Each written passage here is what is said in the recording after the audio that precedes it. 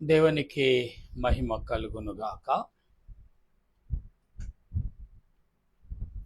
ప్రభు పేరట మీ అందరికీ వందనాలు, శుభాలు. మరణాత ప్రియులారా, ఈ జామున ప్రార్థన చేసుకుందాం. ప్రార్థన.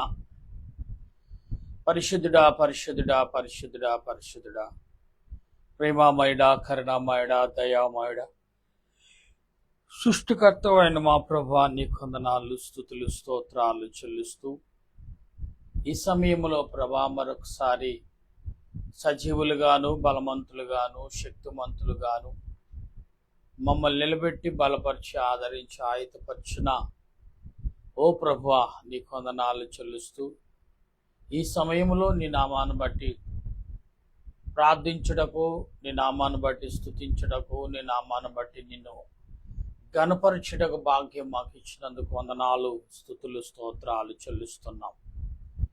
ఈ సమయంలో ప్రార్థిస్తుండగా తండ్రి, కుమార, పరిశుద్ధాత్మ త్రియేక దేవుని దీవెన భూలోక భక్తులు, పరలోక భక్తులు, 24 పెద్దలు, 4 జీవులు, 12 ఆత్మలు, మా పితరులైన దేవదాసు గారి ఆత్మను, శిలువరాజు గారి ఆత్మను మాకు తోడుగా ఉంచి నీ ఆలోచనతో, నీ క్రియలతో మమ్మల్ని బలపరిచి మా గురువులైన వారి యొక్క ప్రార్థనలు, విజ్ఞాపనలు మాకు అందించి నడిపించమని మా ప్రభువును రక్షకుడైన యేసుక్రీస్తు యొక్క దివ్యమైన నామమును అడుగుచున్నాను మా పరమ తండ్రి, ఆమేన్.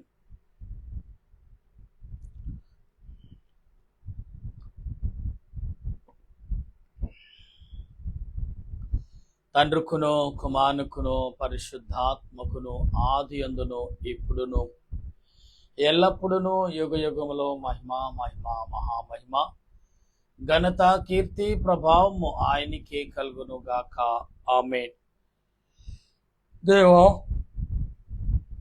నీవు అనాది వ్యక్తివై ఉన్నాం, నిన్నెవరు నువ్వు కలుగ చేయలేదు, నీ అంతట నీవే కలిగి ఉన్నాం కనుక నీకు వందనములు. దేవాన్ని వెలుగుపోయి ఉన్నాం, అందుచేతనే సూర్య, చంద్ర, నక్షత్రములకు వెలుగునిచ్చున్నాం, జీవులలో కండ్లకు వెలుగునిచ్చున్నా గనుక నీకు వందనములు. దేవా, నువ్వు వెలుగుపోయి ఉన్నావు, అందుచేతనే సూర్య, చంద్ర, నక్షత్రములకు వెలుగునిచ్చున్నావు, జీవులలో కండ్లకు వెలుగునిచ్చున్నావు గనుక నీకు వందనములు. దేవా, నీవు జ్ఞానమై ఉన్నావు, అందుచేతనే దేవదూతలకు, మనుషులకు, జీవరాశులకు జ్ఞానం ఇచ్చున్నాం. అట్టి జ్ఞానం వలన అనేకమైన మర్మములు మాకు కనబడిన తండ్రివు కనుక నీకు మా వందనములు, ఆమేన్. సాతాను సర్పమా, సర్వకార్యములందు శ్రమలతో కూడిన చావు నీకు, నరులను బాధించినప్పుడల్లా రాతలో పడిన శిక్షపై పడి నీకు, ఇఫడేసు నది వద్ద ఉన్న భూతాలు కలిగిన దుర్గతి కలిగి నీకు, విజ్ఞప్తి పత్రిక వెల్లడింపక ముందు కపంబయు భీతి కలిగిన నీకు, 7 మాట తలనొప్పి హింస నీకు, అర్మయోని గిద్దము అడులు నీకు, కడతరికను గుయ్యేము కాలి నీకు, అగ్నిగును ముందు నిరాశ నీకు. సాతానా, దురాత్ములారా, దెయ్యములారా, భూతములారా, పిశాచములారా, నజరేయుడైన యేసుక్రీస్తు నామములో గద్దిస్తూ బంధిస్తున్నాను, ఆమేన్. సైన్యములకు అధిపతి యెహోవా పరిశుద్ధుడు, పరిశుద్ధుడు, పరిశుద్ధుడు, సర్వలోకము ఆయన మహిమతో నిండి ఉన్నది, ఆమేన్. లేఖనం చదువుకుందాం. కీర్తనల గ్రంథము 91వ కీర్తన చదువుతున్నాను, గమనించండి. మహోన్నతుని చోట నివసించేవాడు, సర్వశక్తి నుండి నిశ్రవించేవాడు, ఆయనే నాకు ఆశ్రయము, నా కోట, నేను నమ్ముకున్న నా దేవుడని నేను యెహోవాను గూర్చి చెప్పుచున్నాను. వేటకాని ఊరు నుండి ఆయన నిన్ను విడిపించును, నాశనకరమ తెగులు రాకుండా నిన్ను రక్షించును. ఆయన తన రెక్కలతో నిన్ను కప్పును, ఆయన రెక్కల కింద నీకు ఆశ్రయము కలుగును. ఆయన సత్యమును కేలమును డాలునైనది, రాత్రి వేళ కలుగు భయముకైనను, పగటి వేళ ఎగురు బోనముకైనను, చీకటిలో సంచరించు తెగులుకైనను, మధ్యాహ్నం ముందు పాడు చేసే రోగముకైనను నీవు భయపడకుందు. నీ పక్కన 1000 మంది పడినను, ఇప్పుడు పక్కన 10,000 మంది కూలినను అపాయము నీ వద్దకు రాదు. నీవు కనిలార చూచుచుండగా భక్తిహీనులకి ప్రతిఫలము కలుగును. యెహోవా, నీవే నా ఆశ్రయమని నీవు మహోన్నతుడిని దేవుని నివాసస్థలముగా చేసుకుని ఉన్నావు. నీకు అపాయము రాదు, ఏ తెగులు నీ గుడారము సమీపించదు. నీ మార్గములన్నిట్లో నిన్ను కాపాడుటకు ఆయన నిన్ను గూర్చు తన దూతలకు ఆజ్ఞాపించుడు. నీ పాదములకు రాయి తగలకుండా వారు తమ చేతులతో నిన్ను ఎత్తి పట్టుకుంటారు. నువ్వు సింహములు నాగపాములు దొరికెదవు, కొదమ సింహములను భుజంగములను అనగదొరకెదవు. అతడు నన్ను ప్రేమించుచున్నాడు గనుక నేను అతను తప్పించదని, అతడు నా నామాన్ని ఎరిగిన వాడు కనుక నేను అతను గణపరచదని, అతడు నాకు మొరపెట్టగా నేను అతనికి ఉత్తరం ఇచ్చదని, శ్రమలో నేను అతనికి తోడైనదని అతను విడిపించి అతను గొప్ప చేసి అతని దీర్ఘాయుష్యతో తృప్తిపరిచి నా రక్షణ అతనికి చూపించదని. ఆమెన్. దేవుడి మాటలు మన హృదయాల్లో ఫలింపు చేయునుగాక. ఆమెన్. ప్రియులరా, దేవుడు తన ఆలోచనను ప్రతి దినము మనకిస్తూనే ఉన్నారు. ఇవ్వబట్టే మనం మరొక దినం మాట్లాడగలుగుతున్నాం. ఆలోచన చాలా ప్రాముఖ్యం అండి. దేవుడు ఏ రకమైన ఆలోచన మనకి ఇస్తున్నాడు అనేది మనం గ్రహిస్తే, ఆలోచన ఎటువంటిదైనా ఆత్మ తలంపులు మాత్రం ఆయన ఇచ్చివే. ఆలోచన ఆలస్యమైనా కానీ ఆత్మ తలంపులు కరెక్ట్గా మనకు దేవుడు ఇస్తూనే ఉన్నాడు. కనుక ఈ ఆత్మ తలంపులను బట్టి భక్తులైన వారు అనేక రకంగా మాట్లాడారు, అనేకమైన తలంపులతో వారు మాట్లాడారు, అనేక రకమైన ఆలోచనలతో వారు మనుషులకి బోధించడం జరిగింది. ఇది ఆత్మ తలంపుల వలనే జరిగిన విషయం. అప్పుడు వారు చెప్పిన మాటలన్నీ కూడా ఆత్మ తలంపులతో కూడి మాట్లాడిన మాటలే. ఆత్మ ఎప్పుడు కూడా మనిషిని మోసం చేయదు. ఒకవేళ మోసం చేసింది అనుకోండి, దురాత్మ నీ ఆత్మను లోబర్చుకుని నిన్ను మోసపరుస్తుంది అని అనుకోవాలి. ఎప్పుడు తెలుస్తుందంటే, నువ్వు గ్రహించినాడు ఖచ్చితంగా తెలుస్తుంది. అప్పుడు దాన్ని మనం ఏం చేయాలో తెలియకుండా ఏం చేస్తామంటే అనేక రకాలుగా ఆలోచన కలిగి మనము సతమతం అయిపోతూ ఉంటాం. ఎందుకు అంటే, మనకు వచ్చిన ఆలోచన బట్టి మనం మాట్లాడే మాటలను బట్టి ఎటువంటి తలంపులు కలుగుతున్నాయంటే, మనుషులు ఏ రకంగా నష్టపోతున్నారు, ఏ రకంగా మానవ జీవితాన్ని దిగదార్చుకుంటున్నారు అనే విషయాన్ని కఠినంగా మాట్లాడవలసి వస్తుంది. తప్పదు. ఎందుకంటే భక్తుడు మాట్లాడంట కఠినంగా ఉండాలంట, తన జీవితాన్ని కూడా అర్థమైనట్లుగా. అంటే లేఖనమును బోధించే బోధలు ఏదైతే ఉన్నాయో అవి కఠినంగా ఉంటాయి. అంటే దేనికి తలవంచవు, దేనికి ఆలోచించుటకు అవకాశం కూడవు, అంత కఠినంగా ఉంటాయి. ఎందుకు అంటే ప్రియులారా, దేవుడు తన క్రియలను తన ఆలోచనను మనందరకు అందిస్తున్నాడు అనే విషయాన్ని మాత్రం మర్చిపోవద్దు. బైబిల్ లేఖనం ఏమైతే చెప్తుందో దాన్ని బట్టి మనం చూస్తున్నప్పుడు, కానీ ఏదో ఒక అక్షరము కొంచెం పొత్తులో లేకపోతే మరో ప్రింటింగ్లోనో కొంచెం తేడా కలిగినప్పటికీ ఆత్మ ఏదైతే నీకు బయలుపరుస్తుందో అది మాత్రము ఏమాత్రము తేడా ఉండదు. ఒకవేళ ఉన్నదనుకోండి, మనల్ని ఎవరు ఏలుబడి చేస్తున్నారని మనం అర్థమవుతుంది. మనకు అర్థమయ్యే నాటికి మన జీవితం కొంత ఏమవుతుందండి, అంతానికి చేరుతుంది. అవును, మన జీవితం కొంత అంతానికి చేరినప్పుడు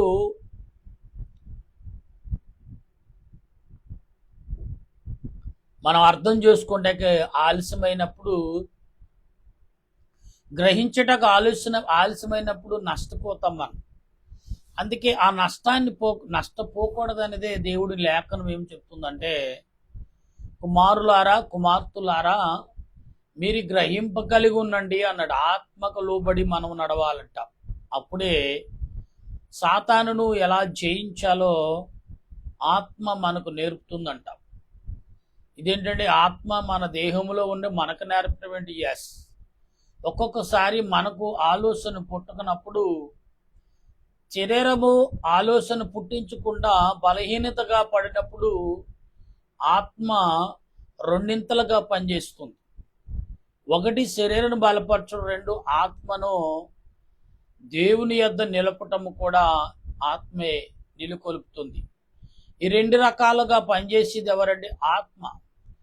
ఆత్మ ఎందు రకాలుగా పనిచేస్తుంది అని మనం గమనించినప్పుడు ఈ రెండు రకాల యొక్క తలంపులు ఎలా ఉంటాయంటే, దేవుని యందు ఏ రకంగా నడవాలో, దేవుని దగ్గర ఎలా మాట్లాడాలో, మనం ప్రార్థన ఎలా చేయాలో, దేవునితో ఎలాగా సందేహంగా అంటే దగ్గర కలిగి ఉండాలో మన ఆత్మ మనకు నేర్పుతుంది.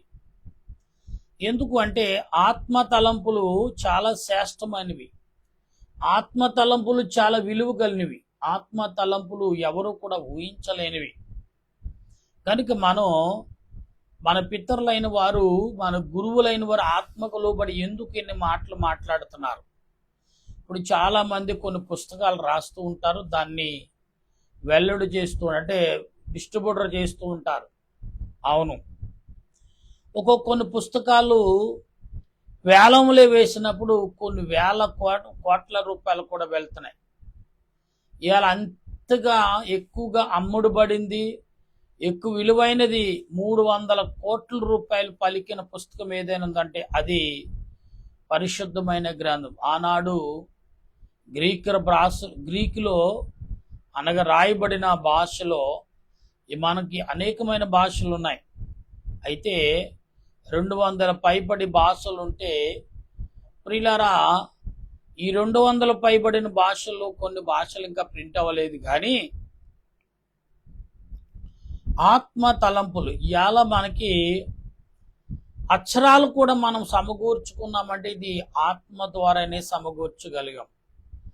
ఆత్మ ప్రేరేపణిచ్చి అక్షరాలు మనం సమకూర్చబడితే మన మాటలకు అర్థం దొరికిందంటే కారణం ఏంటంటే ఆత్మ నీలో ఉండి నిన్ను బలపరుస్తుందనే విషయం మనం మర్చిపోకూడదు. అప్పుడే ఆత్మ తలంపులు కలిగి మనము మాట్లాడడానికి అవకాశం ఉంటుంది.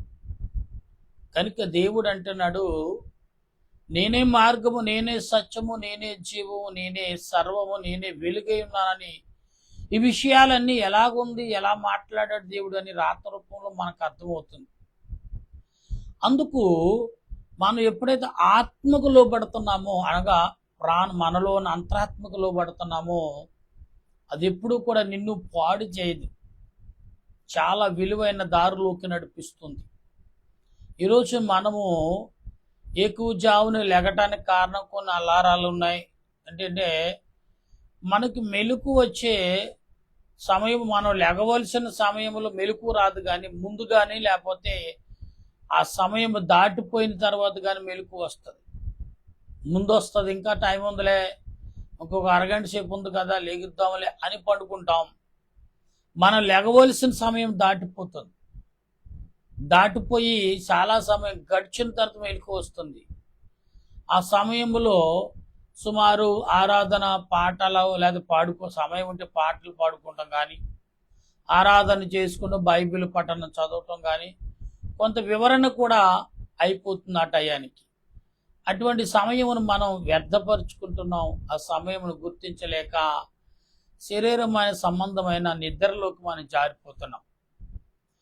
ఆత్మ అంటది, మానవుడా లెగుము లెగుము అని, ఇదిగో దేవునిని ఆరాధించము, నీ ఆయుష్ను పెంచు అని మరి ఆత్మ చెప్తుంది. కానీ దేహం ఏం చేస్తుందంటే పర్లేదులే కాసేపు పడుకుంటే ఏమవుతుంది అనే ఆలోచన దేహానికి కలుగుతుంది. అందుకనే దేహాన్ని నలగగొట్టమన్నారు. దేహాన్ని బలహీనపరచకుండా నలగగొడితే బలపడుతుందంట. అయ్యో నలిగిపోయిందని సుఖానికి అలవాటు పడితేనంట అది శోధంలోకి వెళ్ళిపోతుందంట.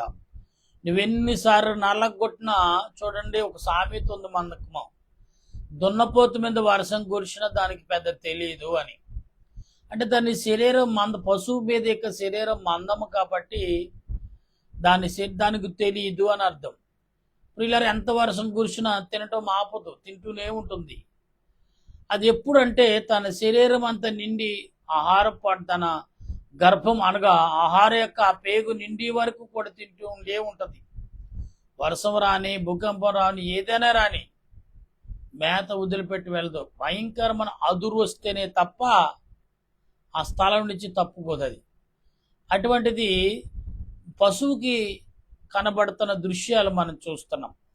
అయితే మన విషయంలో మనం గ్రహించినప్పుడు ఆత్మ దేహానికి లోబడినప్పుడు అప్పుడు ఆత్మ ఏం చేస్తుందంటే దేహాన్ని బలపరచుటకు ప్రయత్నం చేస్తుంది.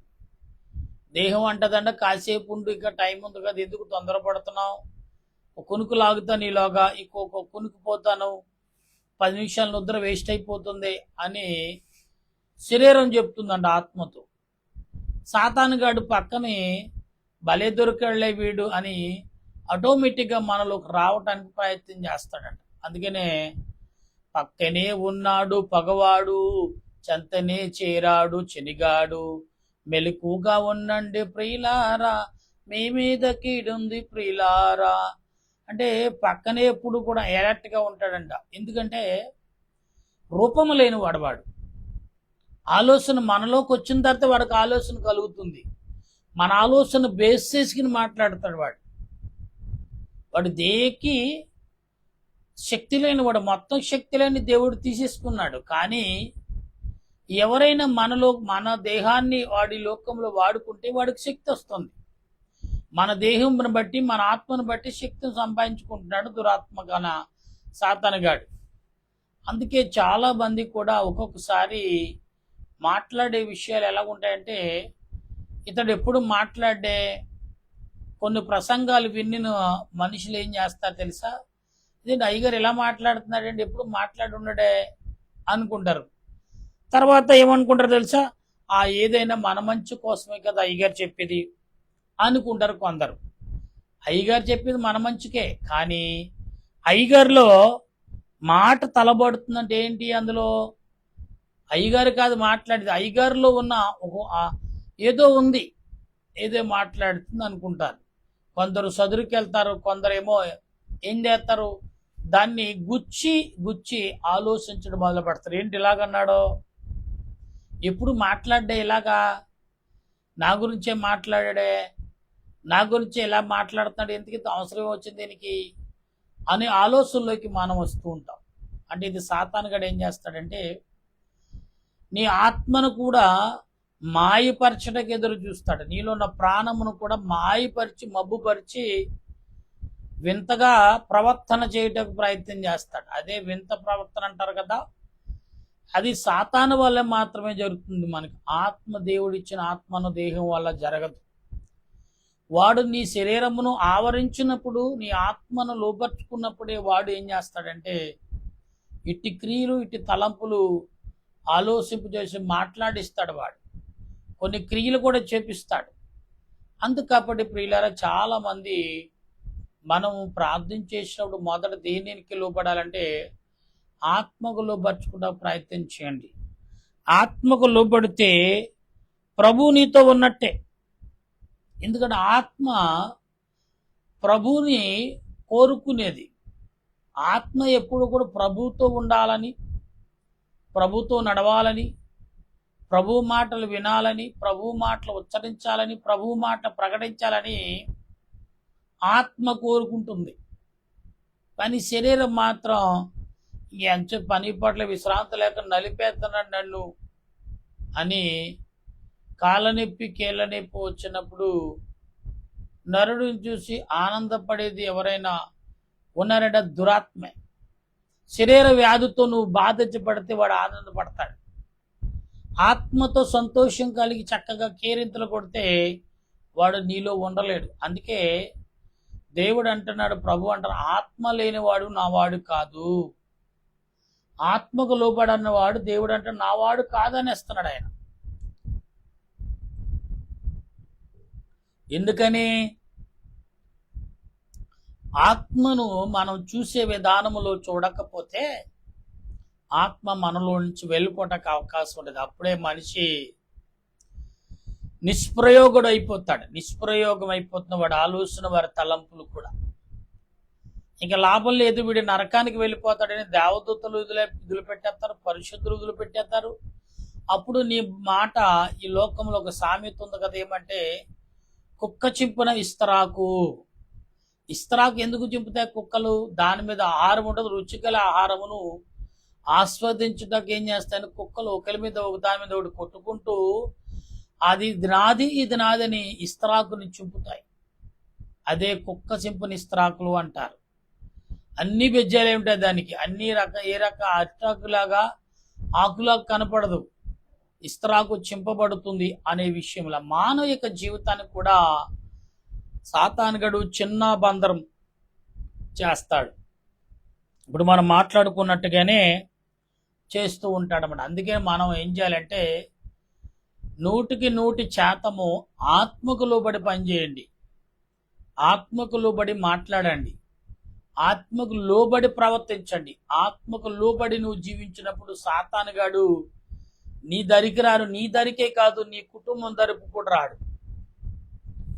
ఇప్పుడు వైఫై మన టెక్నాలజీని పెంచుకుంటున్నాం. 5G అని 6G అని 8G అని ఇలాగ వస్తున్నాయి కదా. పూర్వకాలం మొదట 2GB వస్తేనే ఘనకారం, ప్రియులారా అది నిలవ ఉంచుకునేవారు ఇంటర్నెట్ని. ఇప్పుడేంటి 24 hours వాడినా కానీ అది అంటే అన్లిమిటెడ్, అంటే ఎంత వాడినా తరగదు అని అర్థం. ప్రియులారా అంటే ఎలాంటిదంటే సముద్రంలో నీళ్లు ఎన్ని తీసినా తరుగుతాయా? సముద్రంలో సముద్ర పక్కన ఇసుకని ఎంత తోడినా తరుగుతుందా? ఏదో రకంగా అది మళ్ళీ తీసిన చోటనే మరలా పూడ్చబడుతుందనే రీతిలో మరికి లోక సంబంధమైన క్రియలు మనకు కనపడుతున్నాయి. కానీ ఆత్మ సంబంధమైన క్రియలు ఏదైతే ఉన్నాయో అది లోకానికి పెద్దగా పట్టించుకోదు లోకాన్ని. ఎందుకు అంటే ఆత్మ దేవునిని పరలోకములో ఉండాలనేది కోరుకునేది ఆత్మ. శరీరం అంటది నాకెందుకు, ఇదే కదా నా లోకము, ఇక్కడే నేను విశ్రాంతి పొందుతాను కదా, ఈ లోకములోని దేవుడు నాకేమని ఇస్తే బాగునని ఆలోచన కలిగి ఉంటుందట ఆత్మ. అంటే క్షమించండి, దేహం. అయితే ఆత్మ మాత్రము పరలోక సంబంధమైన తలంపులు కలిగి పరిశుద్ధులతో స్తుతించాలని కోరుకుంటుందంట. అంటే మన విషయాల్లో మనం గమనిస్తూ ఉంటే ఇక్కడ యాజకుడైనా మీరైనా కానీ ఎలా ఉండాలంటే ఆత్మకు లోబడి పనిచేసినప్పుడు, అంటే ప్రార్థించినప్పుడు దేవుడు ఆత్మను బలపరిచినప్పుడు ఎక్కడలేని సంతోషం వస్తుంది ఆత్మకు. అవును, ఎక్కడలేని సంతోషం అంటే ఎందుకు వస్తుందంటే ఆత్మ ఆనందముతో. చూడండి, చాలా మందికి రోజు పచ్చడి మెతుకులు గంజి మెతుకులు తిన్నవాడికి బిర్యానీ పెట్టండి, mutton biryani, chicken biryani, prawns biryani పెట్టండి, ఎంత సంతోషపెడతాడు, ఎప్పుడు తిన్నట్టుగా తింటాడు. అలాగుంటుంది అన్నమాట. ఎవరికి? ఏమండి, దేహానికి. ఆత్మకు కూడా అలాగే ఉంటుంది. ఎందుకంటే ఆత్మ తండ్రి వద్దకు వెళ్ళినప్పుడు అంటే ఎంతో సంతోషంతో. చూడండి, పిల్లవాళ్ళు ఆయా దేశాలకి వెళ్తున్నారు కదా మన పిల్లలు. వెళ్ళినప్పుడు వారు తిరిగి వచ్చినప్పుడు తల్లిదండ్రులను జ్ఞాపకం చేసుకుంటూ నేను మా పేరెంట్స్ దగ్గరికి వెళ్తున్నానని ఫ్రెండ్స్తో చెప్పిన ఆనందంతో పార్టీలు చేసుకుంటారే, తెలుసు కదా మనందరికీ. ఇప్పుడు పార్టీలు వచ్చిన పూర్వకాలం ఏంటంటే అందరితో చెప్పుకుని ఆనందం పార్టీగా మార్చారు. పార్టీ చేసుకుని వెళ్తూ ఉంటాడు కదా, అప్పుడు అంటారు మా పేరెంట్స్తో మేము బాగా ఎంజాయ్ చేస్తావరా అంటాడు ఉన్నవాళ్ళు. అవునరా, చాలా సంవత్సరాలతో నా పేరెంట్స్ కలుసుకుంటాకి వెళ్తున్నాను, ఎక్కడెక్కడో ఎవరెవరో ఉంటారు మాకు, అబ్బో అందరూ వచ్చి మా వాళ్ళందరినీ పలకరించటకు నాకు 2-3 రోజులు పట్టిలాగా ఉందిరా అని అనుకుంటూ ఆనందపడుతుంది. అదే అంటే ఆత్మ ఆ రకంగా ఆనందాన్ని ముందుగానే సిద్ధపరచుకుంటుంది. శరీరం ముందుగా సిద్ధపరచుకోవడం తెలియదు, అప్పటికప్పుడే ముందుగా సిద్ధపరచుకునేది ఎవరంటే ఆత్మ. అందుకే ఆత్మ మెలకు కలగా చేసిన దేహం అంటది కంగారు పడికే ఉండి ఇద్దాంలే ఏందా తొందర అంటదంట. ఎవరో అది దేహం ఆత్మను. ఎందుకు తొందరపడమకు అంటే ఆత్మ ఎప్పుడు పరిశుద్ధులకి ముందుగానే లేచి ఎదురు చూడాలి, ఆహ్వానించాలని ఆత్మ కోరుకుంటుందంట. దేహం అంటది ఆ కంగారు పడకు, వస్తున్నప్పుడు చూద్దాం, వారు వచ్చి దగ్గరికి వచ్చాడు మనకు చప్పుడు తెలుస్తుందా, అప్పుడు లేచిపోదాం. ఈలోగా నువ్వు లేచి కాళ్ళ కూర్చొని తీసుకుని మొఖం కాళ్ళు చేతులు కడుక్కున్నప్పటికప్పుడే ఒక 20 నిమిషాలు ఇక టైము ఏమైపోతుంది, సాతానుగాడు దొంగిలిస్తేస్తున్నాడు 20 నిమిషాలు. ఈలోగా నీ శరీరం విషయంలో వాడు ఏమి చేయాలో అన్ని రకాల ప్లాన్లు టీ తాగితే బాగుంటుందని, వేడి నీళ్ళు తాగితే బాగుంటుందని, అది తాగితే బాగుంటుందని, ఇది తాగితే బాగుంటుందని అప్పుడే ప్రేరేపణ పుట్టిస్తాడు. నువ్వు చేయవలసింది ఎందుకు లేచావు? ఆత్మను బలపరచడానికి లేచావు. శరీరం బట్టి ఇది తింటే బాగుంది, టైంకి ఇది తింటే ఇది తాగితే బాగుందని ముందుకు వెళుతూ ఉంటాడు ఆత్మ. కనుక దేహము వెనక లాగుతుండే. చూడండి మనం ఎలా లాగుతామంటే, కుక్క పిల్లని వాకింగ్ తీసుకెళ్తారు, పెంపుడు కుక్కల్ని. అది ముందుకు లాగుతూ ఉంటుంది, మనం వెనక్కి గుంజుతూ ఉంటాం. ఆత్మ మనల్ని ముందుకు లాక్కెళ్తుంది. ఆత్మను కుక్కతో పోల్చారంటే అనుకోకండి. అంటే ఉదాహరణ చెప్తున్నాను. ఇలా అది ముందుకు లాక్కెళ్తుంది మనల్ని, కానీ మనం ఏం చేస్తాం, లాగుతూ అయినా కూడా గుంజుకుంటూ తీసుకెళ్తుంది మరి.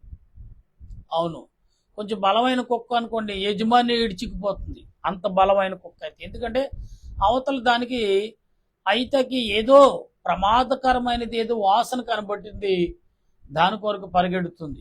అందుకే కుక్కని మనం ఎక్కడికైనా తీసుకెళ్ళినప్పుడు కొన్ని తెలియని విషయాలు అవి వాసన పసిగట్టి మనకు చూపిస్తూ ఉంటాయి. అవి కొన్ని ఉపయోగపడతాయి, కొన్ని ప్రమాదకరంగా మారతాయి, కొన్నేమో అనేకులకు మేలుకరంగా కూడా మారతాయి. అందుకే కుక్క విశ్వాసం విలువైనది, గొప్పది అన్నారు. అందుకే ఒక స్త్రీ ఏమంటుందంటే, ప్రభా, యజమానుడు తినే రొట్టు ముక్కలు కింద పడితే కుక్క పిల్లలు తింటూ ధర్మమే కదా అని ఒక ఉపమానం చెప్తుంది ఆ స్త్రీ తన కుమార్తె కొరకు. ఎందుకంటే తన బిడ్డను బలపరచుకోవడం, దేవుడు వస్తే ఆయన ఆజ్ఞిస్తే నా కుమార్తె బ్రతుకుతుందని ఆశతో ఆమె మాట్లాడుతుంది.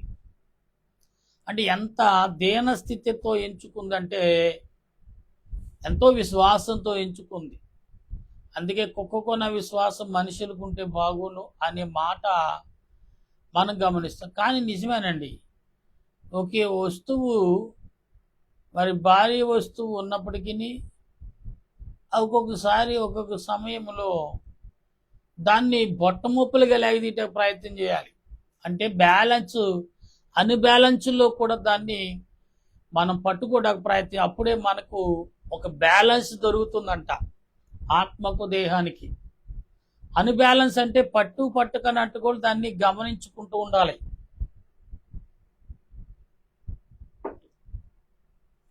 గమనించినాడు మనం ఏమేస్తాం, ఆత్మకు లోబడిన వారిగా ఉంటాం. అందుకనే ఈ లోకం చాలా మంది బలహీనడవట కారణం ఏంటంటే, శరీరం ఎక్కువ ప్రాముఖ్యం ఇస్తారు తప్ప ఆత్మకు ప్రాముఖ్యం. ఆత్మ అంటే ఏంటండి, ఆ ప్రాణమే కదా, అది మనలోనే ఉంటుంది కదా అంటారు. మనలో ఉంటుందే కానీ ఆత్మకు నువ్వు ప్రాముఖ్యం ఇచ్చినప్పుడు ఆత్మ చేసే క్రియలు చూస్తే ఆశ్చర్యపోతావు. అసలు ఊహలకు కూడా అందవు. అసలు ఊహలకు కూడా, ఆత్మ ఊహలకు మనం వెళ్ళాలంటే వెళ్ళలేం. ఆత్మ వెళ్ళొస్తుంది, చూసొస్తుంది, ఆ యొక్క విలువైన ఆ వెలుగును, విలువైన రూపాన్ని కూడా ధరించుకుని వస్తుంది. అందుకే నేను చాలా మంది కళలు, దర్శనాలు ఎందుకు అడుగుతామంటే, ఆత్మ అనేక చోట్లకు తీసుకెళ్తుంది, అనేక విషయాలు చూడు అని చెప్తుంది. కొన్ని గుర్తుంటాయి, కొన్ని గుర్తుండకు. అందుకని మనం రాత్రికాల పడుకున్నప్పుడు వచ్చే దర్శనాలు ప్రభా జ్ఞాపము చేసి, నేను నాయన ఆత్మతో నింపబడి మాట్లాడగల శక్తి దయచేయమని రాత్రికాలం మనం పండుకునే ముందు ప్రార్థన చేయాలంట. అప్పుడు మన ఆత్మ దేహాన్ని ఏం చేస్తే ఏలుబడి చేయటం మొదలు పడుతుంది. అందుకే అప్పుడు చిన్న చిటికమని చప్పుడు రాగానే ఉలుక్కు పడుతుంది. అంటే ఆత్మ ఎలర్ట్గా ఉంటుంది అనమాట. ఈ మధ్యలో మనం చాలా చోట్ల భూకంపాలు వస్తున్నాయి కదా, టీవీలో, మన వాట్సాప్లో, టీవీలో చూస్తున్నాం. వారి పిల్లల్ని తల్లిదండ్రులు పరిగెత్తుకు బయటకు వచ్చేసి పీలుస్తారు, కేకలు వేస్తారంటే వాళ్ళు ప్రాణాన్ని, పిల్లల్ని పెద్ద కొలే రాలా రెగరాన్ని చేయిపెట్టుకు లాక్కున్నారు, ప్రాణ భయంతో పైకెట్టి అరుస్తూ బయటకు వచ్చేస్తారు. ఏంటి అరుస్తున్నా, ఏంటమ్మా రారా బయటికి అని అరుస్తూ ఉంటారు. చెప్పలేరు, ఎందుకంటే దేహం తలపడుతున్నప్పుడు మాట రాదు, గందరగోళంలోకి వెళ్ళిపోతుంది. అలాగా గందరగోళంలో ఉన్నప్పుడు నేను చూసినప్పుడు ఇక ఎంతో గ్లాసులతో కట్టుకున్న ఇల్లు ఆ యొక్క భూకంపానికి ఏమవుతుందంటే ఇల్లు లబ్బర్ బొమ్మ చేతిలో పట్టుకుని ఊపితే ఎలా ఊపుతాం మనం? అలా ఊగిపోతున్నప్పుడు ఆ కట్టుకున్న ఇల్లు, అలంకరించిన ఇల్లట్లు పేడుపేడులుగా ఊడొచ్చేసి ముక్క ముక్కలు అయిపోతున్నప్పుడు ప్రాణాన్ని కాపాడాలో దాన్ని కాపాడాలి, అయ్యో అయ్యో అయ్యో అనుకుంటమే తప్ప ఏమీ చేయలేరు. ఓ 10 మందో లేకపోతే 20 మందో దాన్ని పట్టుకుని నిలబెట్టి ఓ ఏదో స్క్రూలేసి ఏదో రకంగా నిలబెట్టి అందాన్ని తెస్తారు ఆ ఇంటికి. అందం కాస్త ఏమైపోతుంది?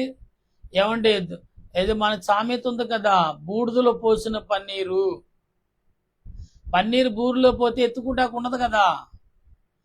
ఆ రకంగా మన ఆలోచనలు ఉన్నాయని, అదే శరీరమైన తలంపులు ఉన్నాయా, ఆత్మకు లోబడుతుందా అనేది గ్రహించే తలంపులు మనం కలిగి ఉండాలి.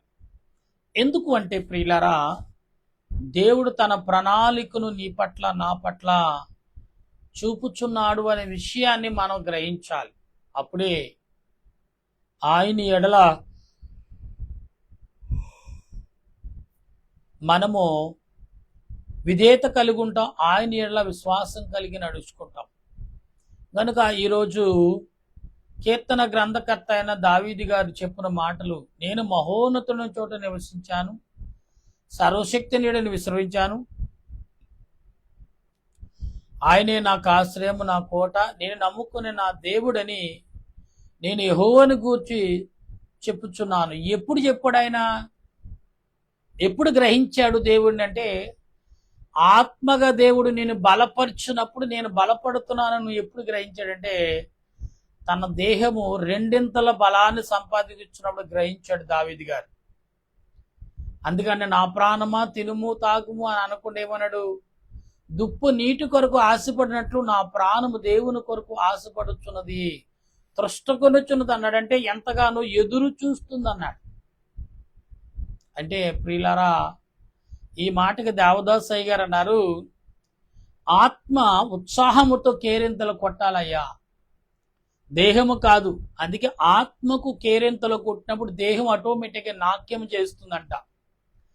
చూడండి ప్రియులారా, మనం ఎక్కడైనా ఒక పెళ్ళిళ్ళకి వెళ్ళినప్పుడు అక్కడ ఇది వరకు పూర్వకాలం 10 మంది 20 మంది రౌండ్గా ఉండి పాటలు పాడేవారు. పెళ్లి కొడుకు ఇంటికాడు కానీ, ఊరేగింపులు ఏదైనా ఊరేగింపులు జరిగినప్పుడు కానీ. ఎందుకంటే వీళ్ళు ఆ పాటని ఒక బూరల ద్వారా పాడేవారు. పూర్వకాలం ఏమో బూరలు ఉన్నాయి, మరి బూర ఊది నోవాహు నోరులేని జీవరాశులను కొన్ని గుంపులుగా వాడలోకి చేర్చాడు బూర ఊది.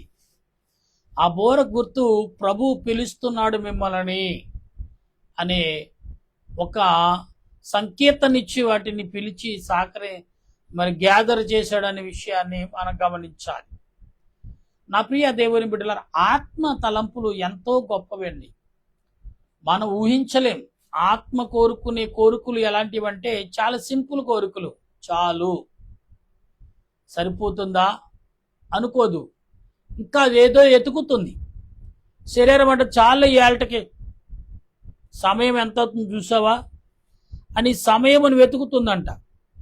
ఆత్మ సమయం వెతకదు, దేవునితో ఉండటానికి ఎక్కువ ఇష్టపడుతుంది. కాబట్టి నరుడు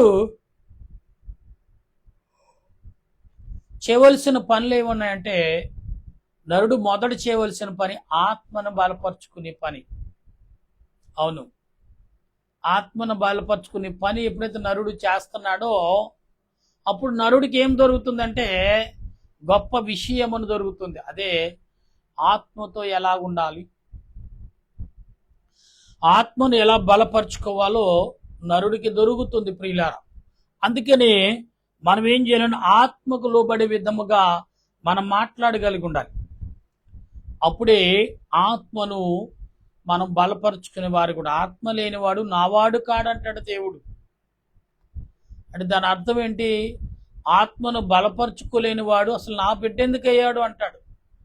వీడు మనిషేనా మృగమా? మృగము కాడు కాదు, మనిషి అంటే ఏ రూపం లేనివాడు, దురాత్మ సంబంధమైన వాడా అని దేవుడే పరీక్షించే సమయము మనం ఇస్తామంట. నా ప్రియ స్నేహితులారా, దేవుని బిడ్డలారా, మనం ఈ ఉదయ కాలంలో నేర్చుకునే పాఠం ఏంటంటే, ఆత్మను కృంగపరచుకుని దేహాన్ని బలపరచుకుని, దేహాన్ని నలగొట్టి ఆత్మను బలపరచుకునుడి అనే భావములు మనము తెలుసుకోవాలి, వినాలి. అట్టి విషయాలను పరిశుద్ధాత్మ దేవుడు ఈ ఉదయ కాలంలో నీకు నాకు అందించి బలపరిచి నడిపించును గాక. ఆమేన్. సుమారు 30 నిమిషాల పైబడి మనం మాట్లాడుకున్నాం. ప్రార్థన చేసుకుందాం. మన అవసరాలు చాలా ఉన్నాయి లోకంలో. కోరికలు తీరనివి, ఆశలు అడాశలు అవ్వకుండా ఏం చేయాలి? దాన్ని తీర్చుకోవడానికి ప్రయత్నం చేస్తూ ఉండాలి.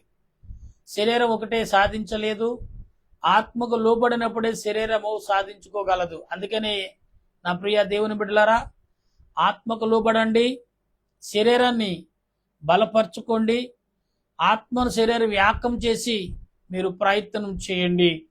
అప్పుడు మీరు చేసే క్రియలకు ఒక విలువ దొరుకుతుంది, అర్థం దొరుకుతుంది. అర్థం ఎలాగుంటుందంటే విలువగాను అనేకమైన విధములుగా కనబడుతుంది. కనుక ప్రార్థన చేద్దాం. పరిశుద్ధుడైన మా దేవా, నీకు వందనాలు. ఇంతవరకు ఆత్మను గురించి, శరీరం సంబంధమైన గురించి మాట్లాడి ఉన్నాం. అందుకు వందనాలు చెల్లిస్తున్నాను. ఈ సమయంలో ప్రభువా, శరీరము అనేక రకాలుగా సిగ్నల్ ఇస్తూ ఉంది. నడుము లాగుతుందని, కాళ్ళు నొప్పెడుతున్నాయని, ఇలాగ అనేకమైన శరీర తలంపులు కలిగి మాట్లాడుతుంది. అయితే ఆత్మకు కావలసిన బలము శరీరం కాదు, దేవుడే. ఆత్మను బలపరిచేవాడు దేవుడే. గనుక మనం ఆత్మకు లోబడి జీవించే మనసును ప్రభా, మా ప్రియులైన నీ బిడ్డలందరూ మా అందరికి అందించండి. దేవా, నీ ఆత్మ ద్వారా మమ్మల్ని బలపరిచి, నాయన నీవు నియమించిన ఆత్మే కదా ప్రభా, నువ్వు నియమించిన దేహమే కాదు ప్రభా. అయితే దేహానికి ఆధిపత్యం కాగదు కదా అని ఆత్మకే ఆధిపత్యం ఉండాలి. ఆత్మ బలాన్ని సంపాదించుకునేదిలాగా ఉండాలి, దేహం కాదు ప్రభా. గనుక నాయన మాలో ఉన్న ఆలోచనను, తలంపులను ఆత్మకు లోబడి జీవించే మనసును మాకు కలుగును గాక. దేవుని ఆలోచన సంబంధమైన క్రియలు మాకు దొరుకును గాక. సాతాని క్రియలు మేము గద్దించదుము గాక. దేవుని ఆత్మ, దేవుని యొక్క ఆలోచన కలిగిన మానవుడు ఆయనకి సాక్షిగా వదిలి, ఆయనకి సాక్షిగా నిలుచును గాక. దేవా, నశించిపోవచ్చున్న దేహాన్ని వెతికి రక్షించి పరలోక రాజ్యములు దేవుని ఎదుట నిలుపును గాక. ప్రభా, ఈ దినము ఉదయకాలం ఎవరైతే, ఏ బిడ్డలైతే, ఏ యాజకుడైతే, ఏ పరిచారకుడైతే, ఏ సువార్థికుడైతే, ఏ పండితుడైతే, నేను ఏ జ్ఞానమంతి బోధకుడైతే నీ యందు వినయము, విధేయత, భక్తి, భయము కనపరుచుకుంటూ నిన్ను ఆనందపరుస్తున్నాడు, ప్రతి వ్యక్తి మీద ఈ ఆత్మను కుమ్మరించుదువుగాక. ప్రతి వ్యక్తి నీ సన్నిధిలో బలపడుదురుగాక. ప్రతి వ్యక్తి నీ ఆలోచనతో నింపబడుదురుగాక. దేవా, ఈనాడు ఈ మానవులైన మమ్మలను నీ ఆలోచన, నీ తలంపులు దయచేసి మా దేశంలో, ప్రపంచ దేశాల్లో ఉన్న ప్రజలందరూ 800 పైబడి కోట్ల ప్రజలు, 800 పైగా మరి కోట్ల కలిది ప్రజలు నీ వైపు చూసినట్లు, నీ ఆలోచనతో ముందుకు నడిచినట్లు సహాయం దయచేయండి. ఇదిగో ప్రభా, ఒక ఆడపిల్ల తన దేహానికి లోబడి అనేక లెక్క మనుషుల యొక్క ఆలోచనను ఆలోచింపచేయుచున్నది అంటే ఎంత విశేషం, ఎంత ఆకట్టు దినమో గమనించగలిగి ఉండాలి. అవును ప్రభా, ఆత్మ మోసపరిచేది కాదు, దేహం మోసపరిచేది. దేహాని కోరిక ఎక్కువ, ఆత్మకు కోరిక తక్కువ. ఉన్న దాంట్లో తృప్తిపడి జీవించగలదు ఆత్మ, దేహానికి కోరిక. ఎండ మావు తండ్రి, ఇదిగో రాత్రి మావు అని తేడా చూపిస్తుంది, కానీ ఆత్మ అటువంటి తేడా లేకుండా జీవిస్తుంది.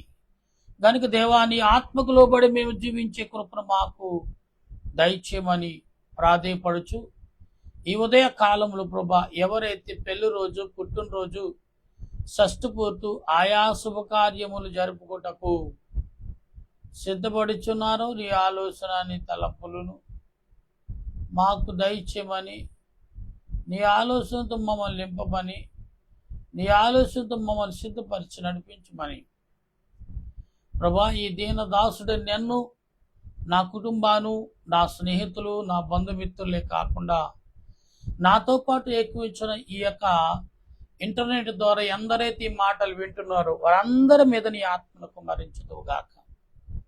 వారందరకు నీ ఆత్మ తలంపులు వారు కలుగును గాక. నాయన దేహానికి ప్రభా దేహమును ఎంత జాగ్రత్తగా నిలబెట్టుకుంటాడో అంత గొప్పవాడు అన్నట్టుగా దేహాన్ని కాపాడుకుంటూ దేవుని హెచ్చించేవాడుగా, దేవునిని గణపరిచేవాడుగా, దేవునిని వర్ధిల్లు చేసేవాడుగా ఉండగల కృపను మాకు అందించమని ఆత్మరూపుడు రక్షణకర్తని యేసుక్రీస్తు యొక్క దివ్యమైన నామములో అడుగుచు బ్రతిమాలుచు ప్రార్థన చేస్తున్నాను తండ్రి. ఓ దేవా, నీకు ఈ ఉదయ కాలములో ఏమిచ్చు నీ రుణం తీర్చగలం? ప్రార్థించడం తప్ప, స్తుతించడం తప్ప ఏమి ఇవ్వగలను? అయినప్పుడు నీ నామాన్ని బట్టి ప్రార్థన చేసే భాగ్యం నాకు కలగజేసి నన్ను బలపరిచి మా ప్రియులు అనేకులకు ఆత్మను గురించిన మాటలు, శరీరం గురించిన మాటలు మాట్లాడగల జ్ఞాన ఉపదేశం మాకు దయచేసిన మా ప్రభువును రక్షకుడనే యేసుక్రీస్తు నామమున బట్టి అడుగుచు ఈ దినము పైన పెళ్లి రోజు, షష్ఠపూర్తి శుభకార్యములు, ఆయా ఆనందమైన దేహముకు సంబంధించినవి, ఆత్మకు సంబంధించిన కార్యములు ఎవరైతే చేసుకున్నారో వారికి మీరు తోడుగా ఉండి వారిని బలపరచును గాక. ఈరోజు చేయవలసిన పనులు, ఈరోజు ఆలోచించిన ఆలోచన, ఈ రోజున ఎంత కావాలో తెలివితేటలు, జ్ఞానమును, వివేకమును, వినయమును, విధేయతను అంతే నీ బిడ్డలకు అందించి నడిపించమని, ఒక యుద్ధానికి వెళ్ళిన సూర్యుల వలె నీ బిడ్డలను తయారు చేసి అపవాది క్రియలను కూడా జయించి నీ ఆలోచనలతో నింపి బలపరచమని ఆత్మరూపుడు ఆదరణకర్త అయిన యేసుక్రీస్తు యొక్క దివ్యమైన నామములో అడిగి బ్రతిమాలి ప్రార్థన చేయొచ్చు నిన్ను స్తుతిస్తున్నాను మా పరమ తండ్రి, ఆమేన్. పరలోకము పరమ తండ్రి, నామను పరిశుద్ధపరచునుగాక, నీ రాజ్యం వచ్చునుగాక, నీ చిత్తం పరలోకమందు నెరవేరినట్లు భూమి యందు నెరవేరిన గాక. మానవుడు మాకు దయచేయము, మళ్ళీ అపరాధం చేసిన వారిని క్షమించిన ప్రకారం మా ప్రార్థనలు క్షమి, మమ్మల్ని శోధనకి తప్పించము. రాజ్యము, శక్తి, మహిమ నిరంతర నీవు నావు తండ్రి, ఆమేన్. ప్రవేశరత్వమే జయము, అపాధికులేము, ప్రవేశరత్వమే జయము, అపాధికులేము, ప్రవేశరత్వమే జయము, అపాధిక అందగల ఆశ్రమం. హల్లెలూయా, హల్లెలూయా, హల్లెలూయా. స్తోత్రం, స్తోత్రం, స్తోత్రం. ఆమేన్, ఆమేన్, ఆమేన్. మన తండ్రి అయిన దేవుని ప్రేమ, త్రియేక దేవుని కృప, పరిశుద్ధాత్మిక అన్యేక జీవితం ఇప్పుడు ఎల్లప్పుడు మీకు మీ బిడ్డలకు తోడుగా ఉండే రాకడకు సిద్ధపాటు కలుగుదుము గాక. ఆమేన్, ఆమేన్, ఆమేన్. మీ అందరికి వందనాలు. మరణాత శుభోదయం.